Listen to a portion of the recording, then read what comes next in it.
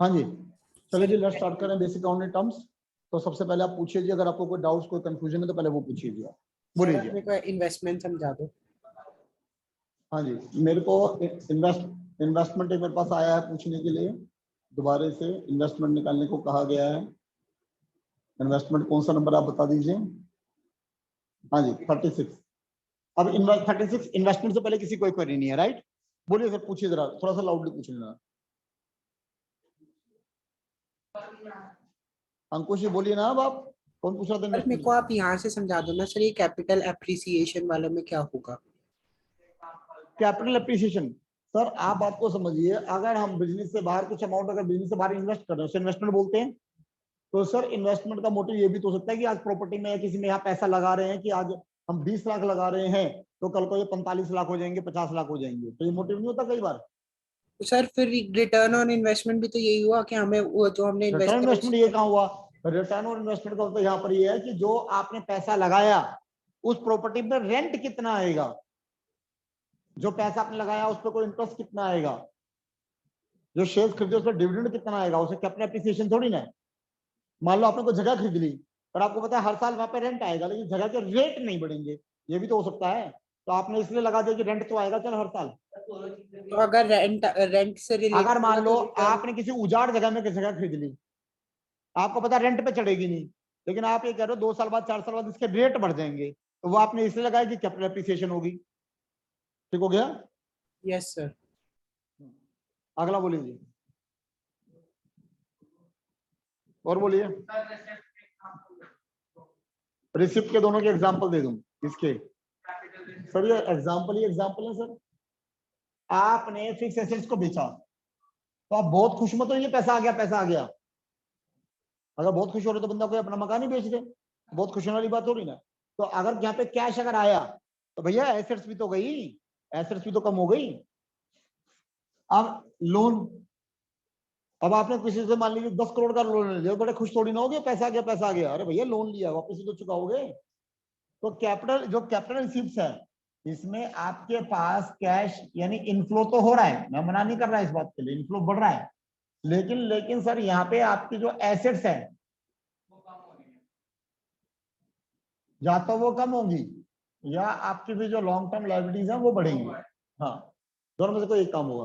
वो गया cash receipt, ठीक है।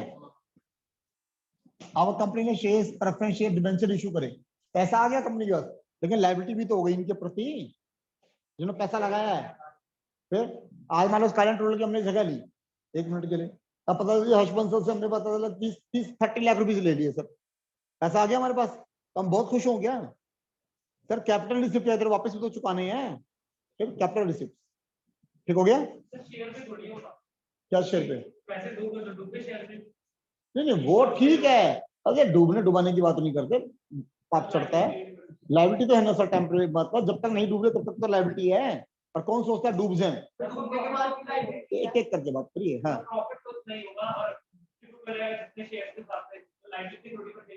लाइबिलिटी नहीं होगी तो कर दे 12th के अकाउंट सारा चेंज जैसे तू गए भाई। बात तो यार फिर शुरू हो गया, आप आपस में फिर शुरू हो गए भाई भाई भाई भाई भाई। अभी आप लोगों ने पढ़ा क्या है जो आपस में दूसरों को समझाना शुरू हो गए? आपस में समझाइए, कुछ पता नहीं क्या समझा दोगे। पर मैंने कहा लो आप इतना डिटेल में पढ़ना सुनना चाह रहे हैं तो आप ये कहना चाह रहे हो नल्ला है, ये कहना चाह रहे हो आप? चलिए, मैंने कहा सर ये एक कंपनी है। क्या है? कंपनी। सर होता क्या है, जो सोल प्रोप्राइटरशिप होती है, पार्टनरशिप फॉर्म होती है, उसको जो चलाने वाले होते हैं, उसको चलाने वाले होते हैं उसके मालिक यानी ओनर। लेकिन कंपनी में ऐसा नहीं होता सर। कंपनी में पता चलता है जी मालिक का पता नहीं कौन है, लेकिन चलाने वाले एक्सपर्ट होते हैं, बोर्ड ऑफ डायरेक्टर, सीईओ, ये सब चलाने वाले होते हैं। बात समझ आ रही है? Is that clear? तो बात को समझिए मेरी। तो अब मान लीजिए यहां पर कंपनी को भी तो पैसा चाहिए चलाने के लिए, इज दैट क्लियर? तो अब यहाँ पे किसी को वो जिससे पैसा ले रहे हैं, तो अब ये पैसा जो मंगा रहे हैं यहाँ पे जो कैश मंगा रहे हैं मान लीजिए, ठीक है जी, अगर वो मंगा रहे हैं ओनर बनाकर, ओनर बना के मालिक बना के, तो उसे बोलते हैं इक्विटी शेयर। क्या बोलते हैं उसे? उनको इक्विटी शेयर इशू करते हैं। आ रही बात सुनने? और अगर टेम्परेरी टेम्परेरी, ठीक है जी। अगर अगर टेम्परेरी कोई पैसे ले रहे हैं कि भैया नहीं मालिक नहीं बन रहे, अभी हम ले रहे हैं, तुम्हें ब्याज देंगे, जब होगा तो चुका देंगे वापस, मालिक नहीं हो लेकिन तुम, तो वो हो गए सर आपके यहाँ पे। आ तो कैश ही रहा है यहाँ पे, लेकिन वो अब आउटसाइडर हो गए, और वो आउटसाइडर हो गए सर डिबेंचर। डिबेंचर, ये डिबेंचर एक प्रकार का लोन है, आया समझने। तो ये हो गए आउटसाइडर। तो लेकिन लायबिलिटी तो दोनों है ना सर, क्योंकि अभी तो आपने अकाउंट्स का ए भी पढ़ना नहीं शुरू करा है, अब ये मानिए, क्योंकि जब हम अकाउंट्स बनाते हैं तो अभी तो बहुत कुछ पढ़ाना है आपको। तो अकाउंट्स में भी आपको ये पढ़ाना बाकी है कि भाई जो बिजनेस है और जो बिजनेसमैन है वो अलग अलग है, और जो हम अकाउंट्स बनाते हैं वो बिजनेस के बनाते हैं ना कि बिजनेसमैन के, ठीक हो गया। तो भाई बिजनेस तो ये कहेगा ना, चाहे मैंने मालिक से पैसा लिया चाहे आउटसाइड से पैसा लिया, लायबिलिटी तो मेरी है। बाहर से लिया तो बाहर वालों को चुकाना है, मालिक से लिया तो मालिक को चुकाना है। तो बिजनेस के हिसाब से लायबिलिटी है, यानी शेयर्स भी लायबिलिटी है, डिवेंचर भी लायबिलिटी है, प्रेफरेंस शेयर भी लायबिलिटी है, बॉन्ड भी लायबिलिटी है, पब्लिक डिपॉजिट भी लायबिलिटी है, ठीक हो गया। इसका मेरा ना तो मुझे चलवा रहे हैं बच्चे। चलिए और बोलिए। हाँ revenue receipt sir, revenue receipt. अब सर मान लीजिए हम आपको पढ़ा रहे हैं और आपको पढ़ाकर हम ट्यूशन फीस ले रहे हैं, तो आपको क्या लग रहा है हमारी जो परमानेंट एसेट्स है वो कोई घट रही है क्या? नहीं घट रही। सर हमारी कोई परमानेंट कोई लायबिलिटी बढ़ रही है क्या? तो हम बड़े खुश है ना। वो हो गई रेवेन्यू रिसिप्ट, जो रूटीन इनकम है। यानी इसमें आपकी मेरे इसमें कोई फिक्स एसेट्स में या लायबिलिटी में कोई इंपैक्ट नहीं पड़ेगा, तो ये मेरी रूटीन सोर्स ऑफ इनकम है, वो हो गई हमारी रेवेन्यू रिसिप्ट। जैसे मैंने कहा जी गुड्स सोल्ड करे पैसे आ गए मेरे पास, सर्विस सेल करी सर पैसे आ गए मेरे पास, तो सर इनमें पैसे आ रहे हैं, लेकिन लायबिलिटी जनरेट नहीं हो रही है कोई फिक्स, आ रही बस नहीं, that is main source of income, ये हो गया रेवेन्यू रिसिप्ट। हो गया क्लियर? चलिए और बोलिए, और कोई डाउट? इनकम स्टेटमेंट और बिजनेस सर वो एक्चुअली में क्या है, इनकम स्टेटमेंट और बैलेंस शीट सर 11th के सबसे लास्ट चैप्टर में आएगा सर ये। तो आप फिर भी मैंने टाइमिंग समझाया था आपको कि आप मुझे बताइए सर बिजनेस कर रहे हो तो बिजनेस करने का मोटिव क्या है? तो प्रॉफिट में निकालना सीखोगे नहीं सीखोगे, तो जो प्रॉफिट जिस तरीके से निकालते हो उसे इनकम स्टेटमेंट बोलते हैं। अब ठीक हो गया। अब एक बात बताओ, मान लीजिए थक गए, बिजनेस करा, ठीक है जी, 3 महीने बाद, 6 महीने बाद, साल भर के बाद, अब बैठे आराम से टेबल पे चाय कॉफी पी रहे हैं सर, और अब हम ये पता लगाना चाह रहे हैं कि भाई कितना पैसा मार्केट से लेना है, कितना मार्केट में पैसा देना है, हमने अपना पैसा कितना लगा रखा है, हमने कोई लोन ले रखा है तो वो कितना है, तो ये पता लगाना चाहेंगे नहीं चाहेंगे? तो that is known as a balance sheet, वो बैलेंस शीट है। आगे बात सुनिए, वो क्या है? वो balance sheet end of the year में होती है balance. At the end of the period, right, ठीक। चलिए जी, बिजनेस से बेस पेपर मैंने समझाई दिया था आप लोगों को, ठीक है। और कोई डाउट जी? शुरू करूं अब? हाँ जी चलिए जी, नेक्स्ट टाइम लिखिए जी 45, कैरी डाउन और कैरी फॉरवर्ड, कैरी डाउन और कैरी फॉरवर्ड, ब्रॉट डाउन और ब्रॉट फॉरवर्ड। सॉरी वो तो BRB पेपर था ना, समझा था डेटर वाला, कि डेटर से लीगल डॉक्यूमेंट ले लिया, क्रेडिटर को लीगल डॉक्यूमेंट दे दिया साइन करके, आगे लिख लो सर, लिख लो, बोलो।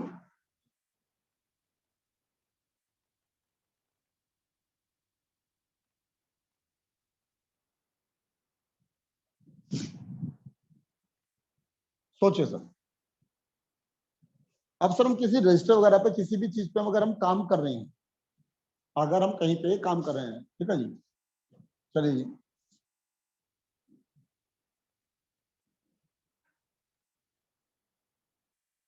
ये मान लीजिए हमारा रजिस्टर का पेज है सर, इस पे हम काम कर रहे हैं। अब क्वेश्चन ये आता है, काम करते करते करते मतलब यहाँ पे कुछ हिसाब किताब कर रहे हैं, करते करते करते यहाँ पे पेज भर गया और ये बात अभी हमारी खत्म नहीं हुई, तो हम क्या करें? मान लीजिए यहाँ पे जो हमने बात कर दी टोटल आ गया 50,000 और ये बात अभी हमारी खत्म नहीं हुई है, तो हम क्या करते हैं, हम यहाँ लिखते हैं बैलेंस सीडी कैरेट डाउन, ठीक हो गया।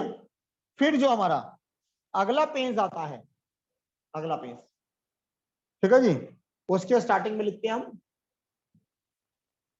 बैलेंस ब्रोक डाउन 50 आया कुछ समझे? तो बैलेंस क्रेडिट में 50,000, इसका मतलब यह है कि भैया हमारा टोटल 50,000 हो गया, ये बात खत्म नहीं है, अगले पेज पे हम इसे लेके जा रहे हैं, अगली जगह लेके जा रहे हैं, अगली जगह 50 लिया, ब्रॉड डाउन, ब्रॉड देखो कैरिड डाउन यानी आगे लेके जा रहे हैं, ब्रॉड डाउन पीछे से लिया है समझे? तो that is the carried down and broad.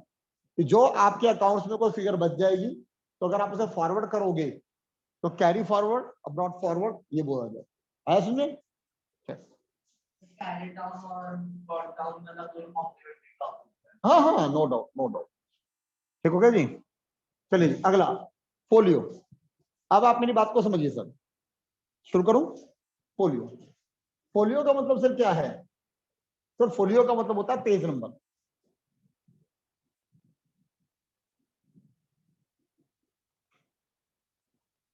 आप मेरी बात को समझिए, मान लीजिए हम कोई अकाउंट्स में हिसाब बना रहे हैं, अब अकाउंट्स की पूरी पोथी है, पेजेस हैं बहुत सारे, आप मेरी बात को समझ रहे हो सर? अब पता चला जी किसी बंदे ने कहीं पे कोई फ्रॉड कर दिया या कोई कहानी हो गई, तो पता चला बीच का पेज फाड़ लिया, निकाल दिया, फेंक दिया, फाड़ फूड़ दिया, क्या पता चलेगा? तो ऐसा वो ना कर पाए कोई भी, ऐसे कोई गड़बड़ ना हो। पूरे रजिस्टर पे हर एक के पेज नंबर लिखे होते हैं शुरू से लास्ट तक, 1 2 3 4 5 6 7 8 लाइन। तो भाई ऐसे कोई गड़बड़ होगी तो बीच का पेज कौन गया जी? कुछ आ रहा सुनिए, तो that is a folio, that is a page number. ठीक हो गया? चलो आगे सर। सारे आप बात नहीं समझ रहे, आप कह रहे आप तो कंप्यूटराइज होती है, किसने बोला? आपने बोला सर, जब तो सारी कंप्यूटराइज अकाउंटिंग होती है, ठीक है जी। हाँ वही बात कर रहा हूँ। हाँ जी सर, आप बताइए सर, आपके पास घर में टीवी है, स्कूटी बाइक कुछ है? बाइक है सर। कोई गाड़ी वगैरह है? ठीक है। घर भर में रहते हो? अच्छा, तो झोपड़ी में तो नहीं रहते? तो पूरा पूरे इंडिया जो आपके पास है, पूरे इंडिया में सबके पास है वो? आप कह रहे हो आप तो जरा सारे कंप्यूटराइज बनाने लग गए। नहीं सर, आप गलत कह रहे हो। अरे कंप्यूटराइज तो भी बहुत कम है, लोगों ने भी कंप्यूटर की शक्ल नहीं देखी, क्यों कह रहा कंप्यूटराइज है सब कुछ। बात सुनो सर, मैं इस बात को डिलाई कर ही नहीं रहा कि इंडिया बहुत अब डेवलप कर रहा है और बहुत सारी जो है वो जा रही है, आप मेरी बात समझ रहे हैं? लेकिन लेकिन सर कितना एरिया ऐसा है जहाँ पे अभी भी कोई डेवलपमेंट की कोई खास नहीं है। Is that clear? देखो पिछला पेज करना। हाँ, कंटीजेंट लायबिलिटी। अब सर कंटीजेंट लायबिलिटी क्या है? बेटा ये बिजनेस की वो लायबिलिटी है that may or may not arise, जो लायबिलिटी अराइज हो भी सकती है और नहीं भी हो सकती। कंटीजेंट लायबिलिटी जैसे सिचुएशन वाइज चेंज हो सकता है। एग्जैक्टली सर, ये हमारा बिजनेस है, एक एग्जांपल दे रहा हूं सर, ये मान लीजिए हमारा कस्टमर है, ठीक है जी। इसको पता चला जी हमने कोई चीज सोल्ड करी, कोई गुड सोल्ड करी, इस कस्टमर को कोई चीज पसंद नहीं आई या कुछ कहानी हो गई, कोई भी कहानी, इसने क्या करा सर? कोर्ट में केस फाइल कर दिया। अब कोर्ट ने अगर इसके फेवर में दिया तो हमें इसको पेनल्टी देनी पड़ेगी, हमारे फेवर में दिया तो बात खत्म हो गई, राइट? तो अगर हमें ये लग रहा है कि भाई अगर कोर्ट ने इसके फेवर में दिया तो हमारे को 25,000 रुपए देने पड़ेंगे, वो तो ठीक है, जो मर्जी वो तो दे ही रहे हैं ना सर, वो कंटीजेंट क्यों? लीगल फीस तो दे ही रहे हो ना आप अपने पास, अपने उसको एडवोकेट को। तो ये 25,000 से डिपेंड करते हैं कि हमारे फेवर में जाता है या नहीं जाता। That is example of contingent liability, कि अगर हम हार गए तो कंटीजेंट लायबिलिटी 25,000 रुपए देने पड़ेंगे, नहीं तो बात खत्म। बहुत सारे एग्जाम्पल है, तो मैंने एक एग्जाम्पल दिया, ठीक हो गया? आया समझ में? तो कंटीजेंट लायबिलिटी तो मे इनको और हम मे नॉट वो अराइज। करते हैं, मतलब नोटेट सॉरी करते हैं, इन लाइबिलिटीज को नोटेट किया जाता है। अंकुश, ऐसा हो सकता है कि आपकी वॉइस मेरे पास तेज आ जाए ताकि मैं सुन पाऊं आप क्या बोल रहे हैं। सर मैं कह रहा हूँ कि ये सारी जो ये वाली जो लाइबिलिटी है इनको हम अकाउंट्स में नोट करते हैं। सर वो भी बताऊंगा ना, इसको बैलेंस शीट के नीचे फुटनोट की तरह दिखाते हैं सर, जो हम बैलेंस शीट बनाते हैं उसके नीचे फुटनोट की तरह दिखाते हैं, बाकी कंसिडर नहीं करते, ठीक है?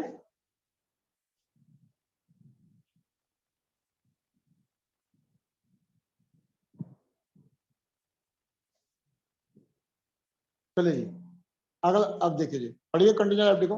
कंटिन्यू लायबिलिटी या दो liability that may or may not arise depending upon the future circumstances, so these liability are shown as the footnote in the balance sheet. Balance sheet के फुटनोट के नीचे, बैलेंस शीट में footnote की तरह दिखाते हैं।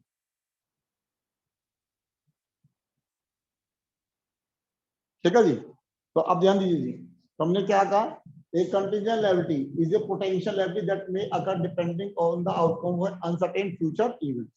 ये uncertain future event पे डिपेंड करती है जी। Recording the accounting record in the contingency probable the amount। ठीक है जी।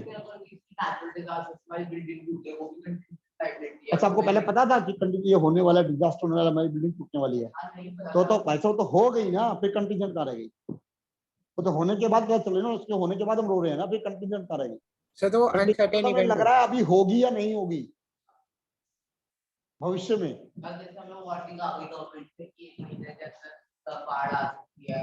तो क्या करें, मतलब उसमें लायबिलिटी कौन सी राइज हो गई? लायबिलिटी कौन सी राइज हो गई? अगर मान लो कोई बिल्डिंग टूट गई तो किसी को पैसे देकर आएगा? बनवाने के लिए पैसे लगेंगे ना, किसी को लायबिलिटी तो नहीं राइज हुई, किसी को पैसे देने की जिम्मेवारी तो नहीं हुई। वो तो हमारे, वो तो जो नुकसान हो गया वो हो गया। 49 सर, वर्किंग कैपिटल।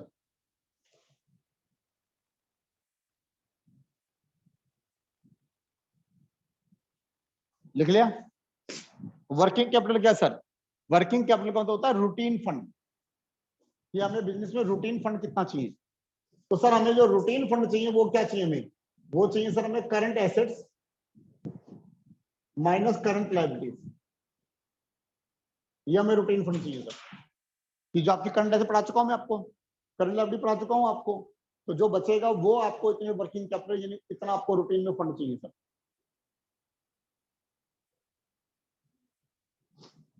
ठीक है जी, बोलिए समझ में आया? चलो आगे।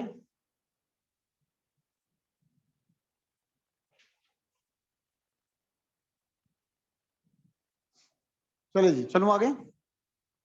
अगला जी, रिबेट।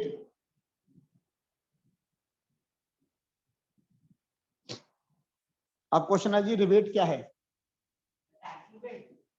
नहीं, रिबेट का मतलब होता है छूट।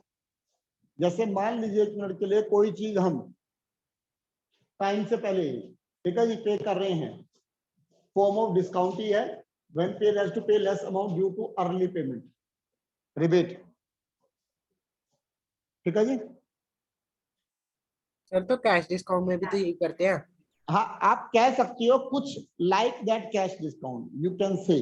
जैसे आप कहते हैं, गवर्नमेंट कहती है जी हाउस टैक्स आप टाइमली पे कर दो, हम आपको रिबेट देंगे, तो वहां generally cash discount word use नहीं होता, रिबेट यूज होती है। तो जैसे कैश डिस्काउंट जो है, यहाँ पे कोई, अब मान लो सरकार कह रही है हमसे कि टैक्स दे दीजिए, हाउस टैक्स दे दीजिए टाइम पे, हम आपको रिबेट देंगे, तो कैश डिस्काउंट इसलिए नहीं बोल रहे क्योंकि हमने उसके साथ कोई बिजनेस नहीं करा गवर्नमेंट के साथ, तो इसलिए कई जगह पे रिबेट यूज होता है, कैश डिस्काउंट यूज नहीं होता बस।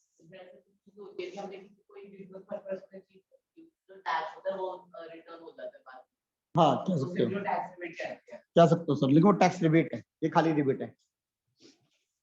आगे चलो जी,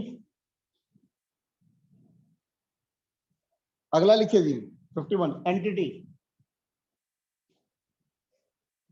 एंटिटी क्या समझा रहा है जी हमें? एंटिटी समझा रहा है कि business is not equal to businessman. अरे बिजनेस है नॉट इक्वल रह गया, लिखना सर, लिख लेना जी।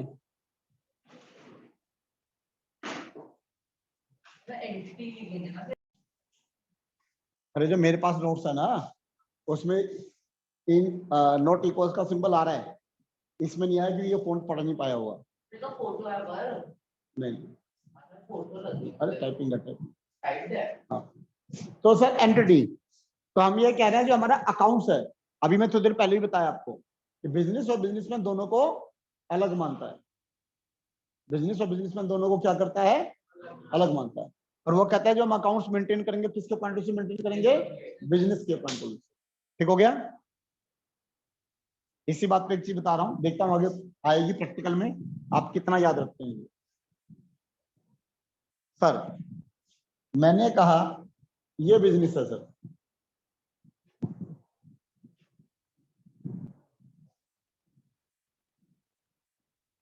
ये बिजनेसमैन है, इसने यहाँ पे कैश इंट्रोड्यूस किया बिजनेसमैन, बेयर कैश का तो कुछ होता ही नहीं ना, ठीक हो गया जी, कैश इंट्रोड्यूस किया। तो आप क्या कहोगे जी, कैश आ रहा है कैश जा रहा है? बिजनेस आ रहा है, बिजनेस मैन से जा रहा है। एक ही बात बोलनी है, हाँ बोलिए जी, आ रहा है जा रहा है? आ रहा है, आ रहा है, आ रहा है, जा रहा है, जा रहा है, आ रहा है, जा रहा है। सर किसके पॉइंट ऑफ व्यू से बोल रहे हैं? ऐसे काउंटिंग करते तो बिजनेस को तो आ रहा है ना। आ रहा है, अभी तो मैंने बताया, हो जाते हो फिर आप क्लास में कि बिजनेस और बिजनेस में दोनों अलग अलग है, हम बिजनेस के पॉइंट ऑफ व्यू से बात करते हैं, तो बिजनेस के पास तो कैश आ रहा है ना, तो बिजनेस की नजर से बात करेंगे। सर तो ये तो लाइबिलिटी बन गई फिर तो। क्या चीज? हाँ बिल्कुल लाइबिलिटी है सर, मना कौन कर रहा है, बिल्कुल लाइबिलिटी है। अच्छा, जो पैसा लगा दिया मालिक को पैसा नहीं देना, अभी तो बात हुई है थोड़ी देर पहले। Capital equal to asset minus liability हम मूव करते थे। तो सर वो एक ही तो बात हो गई, जब आप बैलेंस शीट में बात कर रहे हो, assets is equal to capital is equal to assets minus liability, तो एसेट्स क्या हुई? Liability plus capital. आइए जी, अगला आता है अकाउंट रिसीवेबल या ट्रेड रिसीवेबल।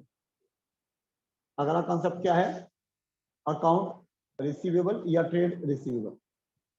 सर ये डेटर्स और बिल्स पेबल को दोनों को इकट्ठा बोलते हैं, तो उसको बोलते हैं, डेटर समझा चुका हूं, बिल्स पेबल समझा चुका हूं, उन दोनों का सम। हाँ राइट, ठीक है जी। अगला सर, अकाउंट्स पेबल या ट्रेड पेबल, क्रेडिटर्स और बिल्स पेबल का सम है अभी, ठीक है जी, जो पे करना। अगला आ गया लास्ट, लोन्स एंड एडवांसेस। अब ये लोन्स और एडवांस क्या है?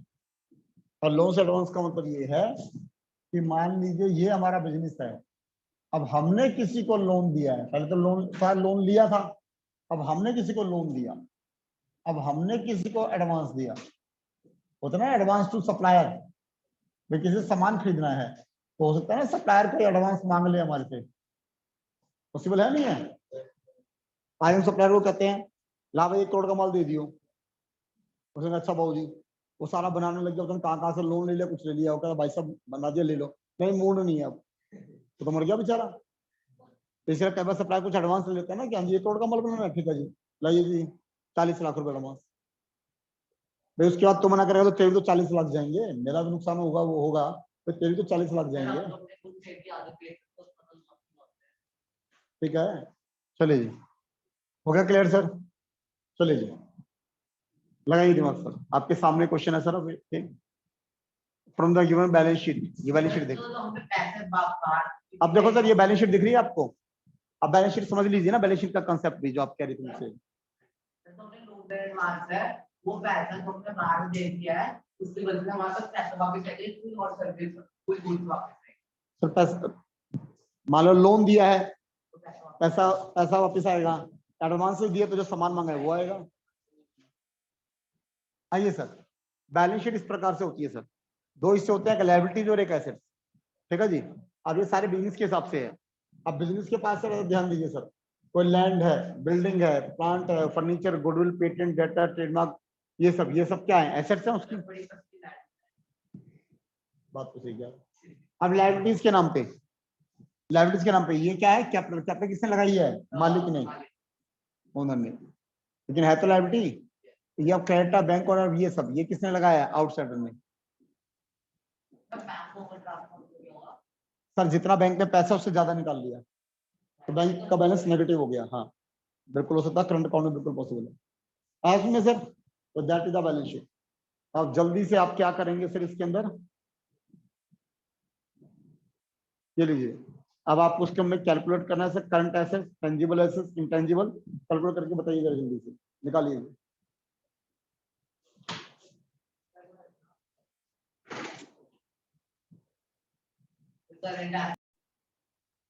चलिए जी शुरू करते हैं, देखते हैं आपके जवाब कितने ठीक है कितने गलत हैं जी।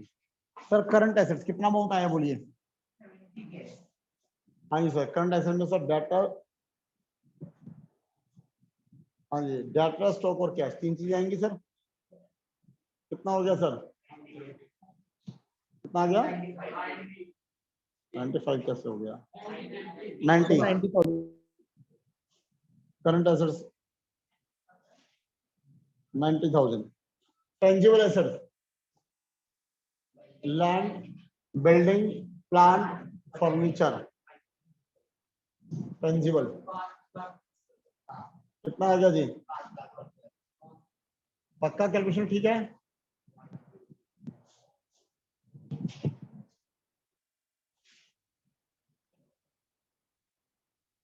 इंटेंजिबल गुडविल और पेटेंट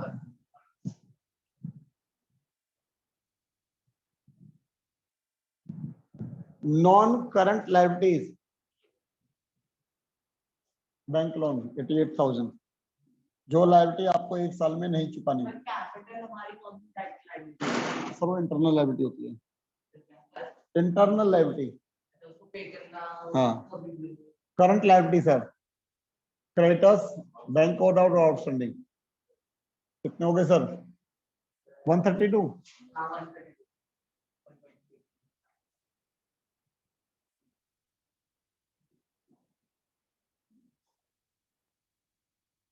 कैपिटल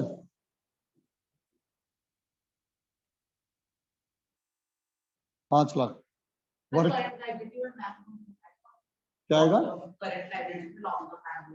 क्यों आएगा? करंट लॉन्ग टर्म लोन क्या होना चाहिए? Current assets minus current liability. Current assets कितने हैं सर ऊपर? 90,000। करंट लायबिलिटी सब निकालिए कोई 1,32,000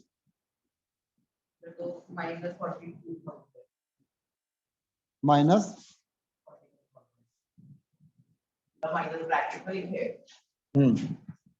इसका मतलब यहाँ पे शॉर्टेज है फंड की। इससे क्या सीखा हमने? फंड की शॉर्टेज है उसको ठीक करो। आया समझ में सर? अच्छा क्वेश्चन था। अभी अगला क्वेश्चन है सर। बैलेंस शीट दे रखी है तो इसे सारा ये निकालना है सर। आप स्क्रीनशॉट ले सकते हो सर इसका। अगली क्लास में बताओगे सर क्या क्या अमाउंट किसके निकले। हटाऊं? ले लिया पिक? ग्रुप पर डाल देना। हटाऊं? चले जाओ। क्वेश्चन नंबर 3 करिए जी attempt. Question number 3 question number 4 do it.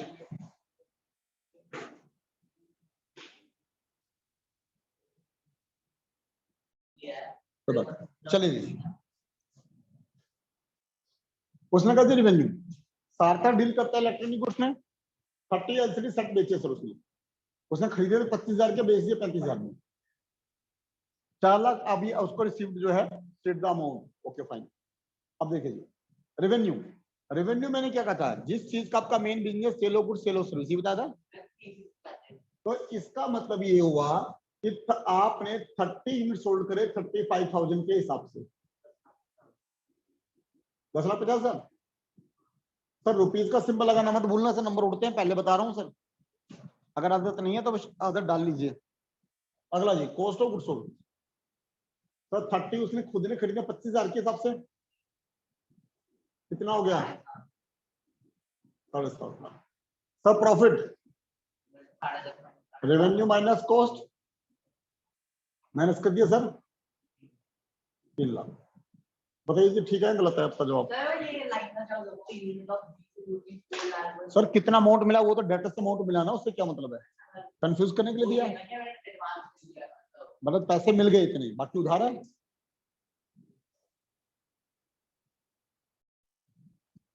उसने कहा रिवेन्यू कब टेक प्लेस करेंगे जी हम, कब मानेंगे रिवेन्यू हो गया? आपने सोल्ड करी बी को गुड्स कब? 15 मार्च 2021 को। पेमेंट मिल रही है उसके लगभग 15 दिन बाद 31 मार्च को। तो आप कब मानेंगे रिवेन्यू? इस डेट को मानेंगे इस डेट को मानेंगे?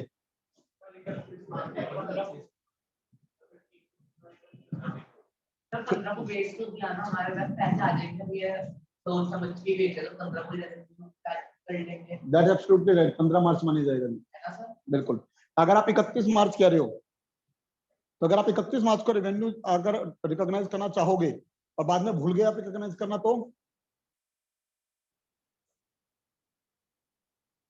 हमारी बात सुनिए, चलिए दोबारा बता दीजिए, कोई बात नहीं। देखो 2 हफ्ते की याददाश्त तो कोई बहुत पुरानी याददाश्त नहीं होती, मैं ठीक कह रहा हूँ सर। 2 हफ्ते पहले अपने नाश्ते में क्या खाया था? 2 हफ्ते पहले सर अपने डिनर में क्या खाया था? 2 हफ्ते पहले आपके पेरेंट्स ने आपसे क्या कहा था? तो कुछ एक्स्ट्रा ऑर्डिनरी होगा तो याद रहेगा ना, वरना कहाँ रहेगा? तो यानी कि भी यार काफी चीजों पे आ जाए बहुत शॉर्ट ऑफ मेमोरी है। तो सर यहाँ पे हमने बेच दिया, कहानी खत्म, पैसे जब आएंगे तब बात करेंगे, लेकिन रेवेन्यू हम 15 मार्च को मान लेंगे। Is that clear? बी पे एडवांस मिला सर 50,000 का 25 मार्च को, सेल ऑफ गुड्स, और हमने अप्रैल करनी, सेल करनी है अप्रैल 2021 में। तो अब ये रेवेन्यू हम 25 मार्च को माने या अप्रैल को माने? बहुत बढ़िया। आया समझ में? नहीं आया? Yes. एडवांस से क्या होता है जी? अभी तो आप गुड्स तो निकालिए, बेचिए, कुछ करिए। जब रेवेन्यू को करें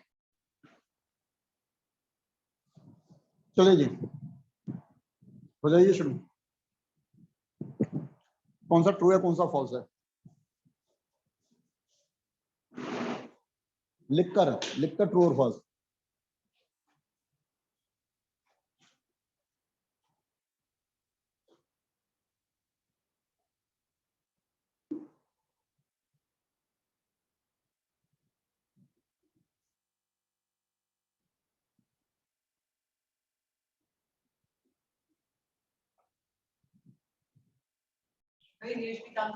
आइए जी, आइए, जब कहोगे तब बता दूं। एक मिनट।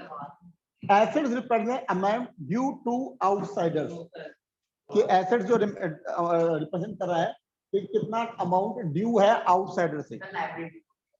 ठीक है जी। तो सर एक बात को ध्यान रखिए, एसेट्स में तो बहुत कुछ है, लैंड है, बिल्डिंग है, प्लांट है, मशीनरी है, जो आउटसाइडर से को ड्यू थोड़ी ना। ठीक हो गया जी। तो रिजल्ट क्या हुआ सर? फॉल्स।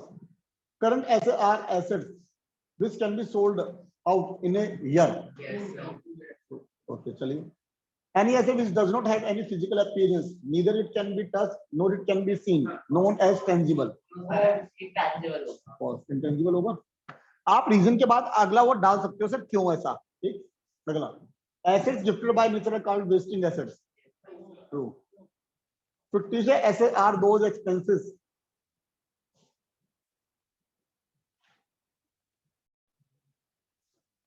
हाँ जी sir. Fictitious assets are the expenses which could not be written off during the period in which they occur. True. ये वही तो था। 10 लाख आपने खर्च करे एडवर्टाइजमेंट के लिए, तो 10 लाख इस साल के लिए नहीं थे, तो अगले 4 सालों के लिए भी थे। तो 10 लाख आप इस साल खर्चा नहीं दिखा सकते थे, तो जो इस साल 8 लाख नहीं दिखा सकते, तो फिफ्टी एसेट्स नहीं थी वो। अब पढ़ो दोबारा लैंग्वेज, दोबारा पढ़ो लैंग्वेज सर। कि वो एक्सपेंसेस है जो उस साल रिटर्न ऑफ नहीं हो सकते, तो अगले सालों के लिए बच गए advertisement. Fifty assets true. Liability refers to owners contribution. False, वो तो कैपिटल होती है। ड्राइंग्स लायबिलिटी का पार्ट होता है। और सर वो लायबिलिटी का मतलब नहीं है, अगर लायबिलिटी कुछ नहीं कह रहे तो आउटसाइडर लायबिलिटी है। Drawings includes only withdrawn of goods from the business for the personal use. False. Sir goods निकाला, कैश निकाला, एनी अदर एसेट्स निकाला, सब ड्राइंग्स है। Purchase include the purchase of fixed asset for cash, salaries and credit. False. Purchase include purchase of goods, fixed asset थोड़ा आता है इसमें। False हो गया। Capital indicates owner contribution in the business in monetary as well as non-monetary terms. Capital में indicate कर रहा है कि ओनर का कंट्रीब्यूशन बिजनेस के अंदर मॉनेटरी टर्म्स में as well as non monetary terms. True और false? False. Non monetary terms accounts में दिखाते ही नहीं हम, नॉन मॉनेटरी टर्म्स दिखाते हैं इकोनॉमिक्स में, अकाउंट्स में नॉन मॉनेटरी नहीं दिखाते। नॉन मॉनेटरी में सर जो रिस्क है, डिस्कम्फर्ट है, जो पसीना बह रहा है, जो सर में दर्द हो रहा है, वो है। तो अकाउंट्स में नहीं दिखाओगे सिर दर्द अकाउंट डेबिट, सिर दर्द को दिखाओ, ऐसे तो नहीं ना होगा। Sales include the sale of fixed asset for cash as well as credit. False. तो ये गुड्स आती है sir. Business transactions in financial accounting includes monetary as well as false. Non-monetary दिखाता ही नहीं है कहीं account. Opening stock means goods lying unsold at the end of the previous accounting period. End of previous accounting period, sir. Closing stock तो सारे starting में stock होते हैं, उससे क्या हाँ तो पिछले साल का तो एंड हो गया, इस साल का ओपनिंग। उसमें और भी तो आया और अरे जो पिछले साल का एंड है, एंड पे जो क्लोजिंग है वो इस साल का तो ओपनिंग हो गया। Closing stock means the unsold at the beginning of the current accounting period. False, end में आएगा ये। आया सुन में? पढ़ेंगे सर, ये बेसिक तो आ गया आप समझ में अच्छी तरह से। अब ये जो अनसोल्ड क्वेश्चन है, now you have to attempt. Unsold question वगैरह ये काफी सारे हैं, ठीक है जी। ये एमसीक्यू क्वेश्चन है सर, अब ये सारे अटेम्प्ट करने हैं, तो वही समझा रहा हूँ। जल्दी से ऐप पे अपलोड वो जो है वो कर लीजिए, और उसके बाद टैली करिए कि जो ठीक है या गलत है। और अगर कोई टैली नहीं होता तो फिर मेरे से बात करिए अगली क्लास में और मुझे बताइए नेक्स्ट क्लास के अंदर, otherwise we will start the next chapter. ठीक है जी, चलिए सर नेक्स्ट चैप्टर कौन सा चालू करेंगे? बात कर लेंगे वो तो।